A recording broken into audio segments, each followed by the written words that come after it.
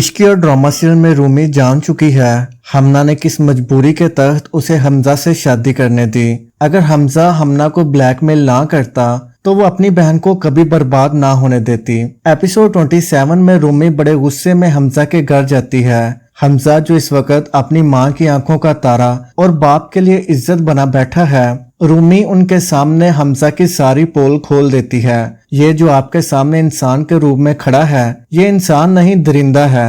हमजा रूमी को खामोश करवाने की पूरी कोशिश करता है। तुम्हें जो बात करनी है कमरे में जाकर करो। रूमी कहती है नहीं, तुम्हारी असलियत तुम्हारे माँ बाप को भी पता चलनी चाहिए। रूमी उन्हें बताती है कि ये किस तरह मेरी बहन को ब्लैकमेल करता रहा। हमना से बदला लेने के लिए इसने मेरे साथ शादी की थी और आप लोगों की आंखों में भी धूल झोंकता रहा। रूमी ये सब बातें करके वहाँ से चली जाती है। हमजा अपने कमरे की जानिब जाने लगता है तो उसकी माँ रोकती है। मैं सोच भी नहीं सकती थी मेरी तरबियत इतनी घटिया हो सकती है। जब तुम्हारी माँ या बहन की इज्जत पर बात आए तो तुम्हारी गैरत जाग जाती है। क्या हमना किसी की बेटी, किसी की बहन नहीं थी? क्यों किया तुमने उसके साथ ऐसा? हमजा जो इस वक्त बड़े गुस्से में होता है, चिल्लाकर अपनी माँ से कहता है उस हमना को मैं जान से मार दूंगा।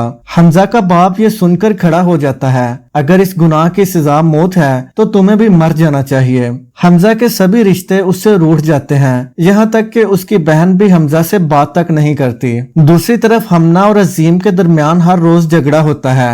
हकीकत जानने के बाद हमना की माँ अजीम से माफी मांगती है। मेरी एक बेटी पहले ही बर्बाद हो चुकी है, मैं तुम्हारे आगे हाथ जोड़ती हूँ, हमना को माफ करके अपनी जिंदगी में दोनों खुश रहो। अजीम अपनी सास से वादा करता है कि आप फिक्र मत करें, मैं हर हाल में हमना का साथ दूंगा। एक तरफ हमजा परेशान है, दूसरी तरफ रूमी इस हालत में जबकि वो माँ बनने वाली है बहुत ज्यादा टेंशन लेती है और बेहोश होकर गिर जाती है। तो दोस्तों, आपके ख्याल में क्या रूमी को चाहिए कि अब वो हमजा को माफ कर दे, क्योंकि हमजा को अपनी गलती का एहसास हो चुका है? कमेंट करके लाजमी बताएं। शुक्रिया।